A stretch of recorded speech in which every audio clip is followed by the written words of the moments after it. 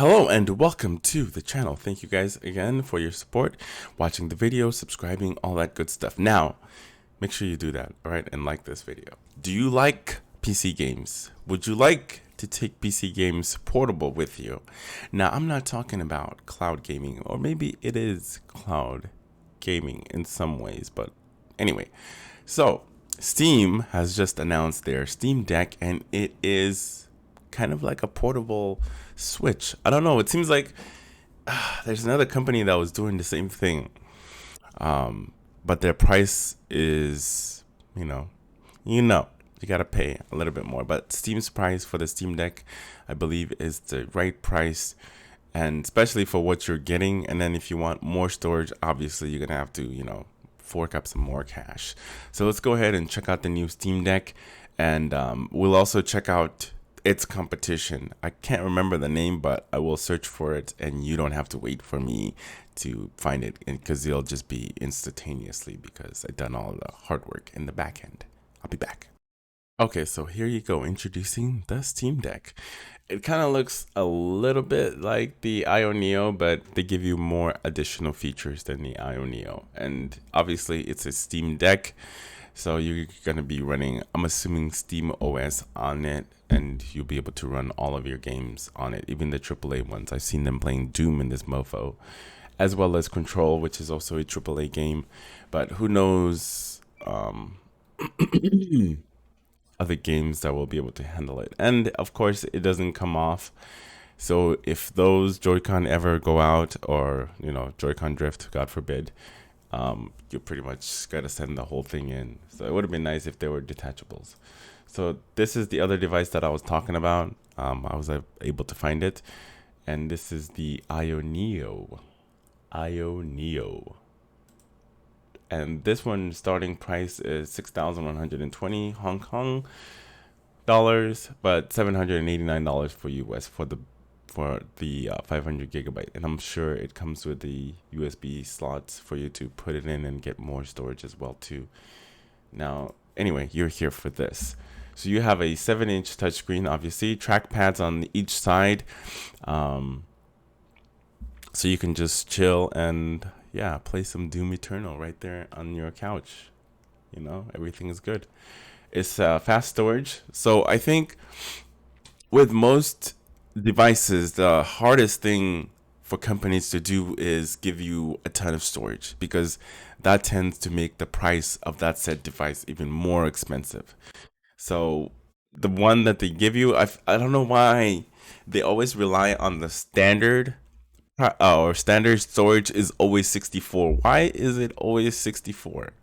I mean, it took Nintendo like a whole 4 or 5 years before they come out with the new Switch, the Switch OLED, which comes with what, 64 gigabytes of storage internally, which is not enough. I don't know why they couldn't just start you off at 128 and then 256 and then 512 in NVMe SSD. So anyway, sorry for my little rant there, but we'll keep on moving. So you get a built-in 64 gigabyte for the very, very, very, very, very, very, very, bottom end of it.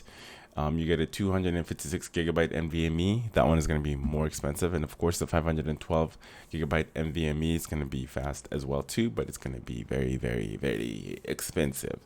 Expandable IO. So you got a USB-C jack, multi-purpose used for charging peripherals, even throwing the games onto a big screen at the same time. Any USB hub can be used to expand your options or get an official dock when it is released. More information on the dock below.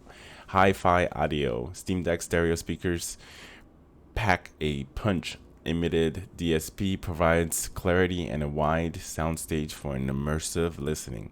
Of course, you can just throw on your headphones and just be good. Wi-Fi keeps you connected to the world, and Bluetooth allows you for a variety of wireless peripherals, from controllers to headsets, keyboards, and mouse. Steam Deck's onboard 40 watt-hour battery provides several hours of playtime for most games. For lighter uses like game streaming, that's a key there. So you can stream games, but how? Will we be able to use Stadia or Luna or Xbox Game Pass, cloud version of it. Will you be able to use that on here? Because that would be pretty dope. Smaller 2D games or web browsing, you can expect to get a maximum battery life of approximately 7 to 8 hours. We built a quick suspended resume feature into Steam OS. Press the power button and Steam Deck will suspend your game and go into sleep mode. Push the power button again and it will wake up where you left off. So that's pretty cool. It kind of reminds me of the quick resume on the Xbox's, features where you can quick resume on any game as long as you started it. So here are your button layout. You have your D-pad all the way to the left side. View, thumbstick, you got your microphone, a 7-inch display, microphones on each side. You have options, A, B, X, Y. You got your rear speakers, 2 on each side. And you got your trackpad on each side as well too. Volume, status bar, USB Type-C, and all that good stuff. So all this stuff here is going to be standard on regardless whichever version of the Steam Deck that you buy. So if you buy the cheapest one, the 64 gig one, you're still going to be getting everything from the internal wise all the way up to the most expensive one.